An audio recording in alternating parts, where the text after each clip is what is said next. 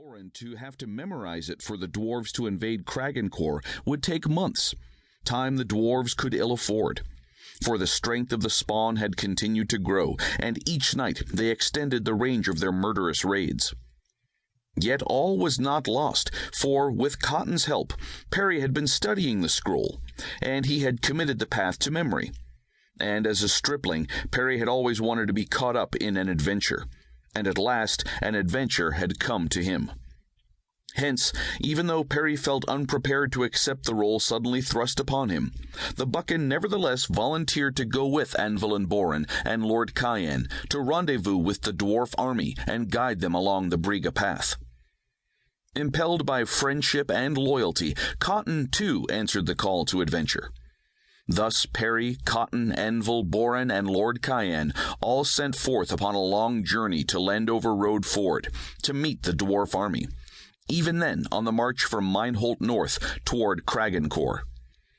During their journey, the two Werrows, under Lord Cyan's tutelage, began training at swords, for they would need to defend themselves should they become caught in battle.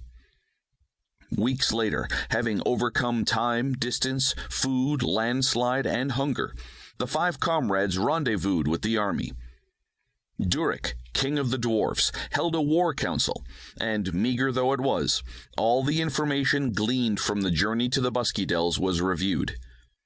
During the council, Cotton revealed that he, too, held the steps of the Brega path within his memory, thus could also serve as a guide.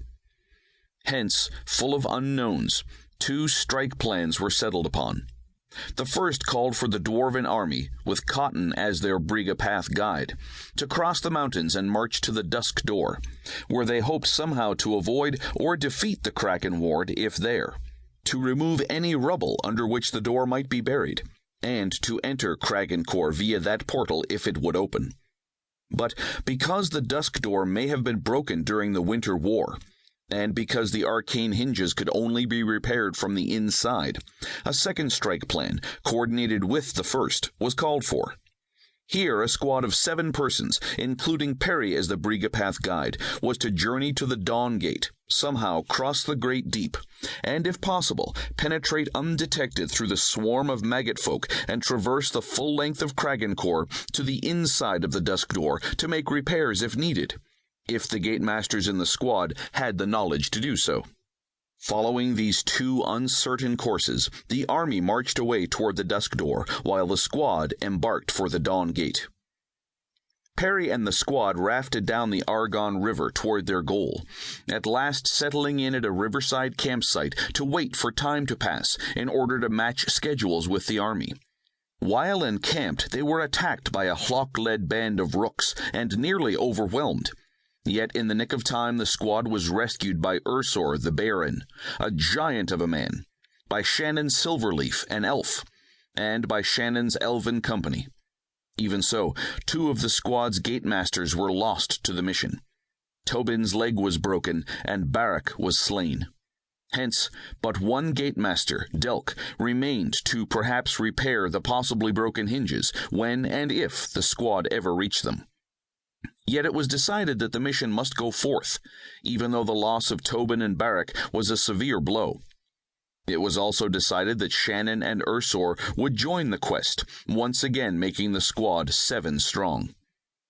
Meanwhile, on their own mission, Cotton and the army had marched into a mountain blizzard and had been trapped for days.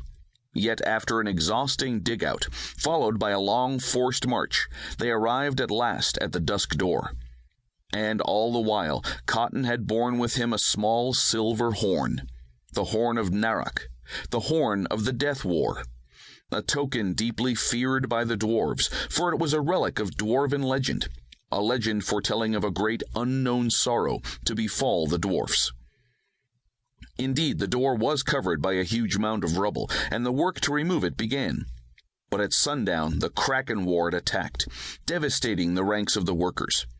After a desperate all-night struggle, by axe and sword and atlar blade, and fire and hammer and drill, and water and stone, the army at last defeated the Madoc, breaking the dam and draining the Black Lake, and casting huge stones down upon the monster. Even so, the creature had buried the door under even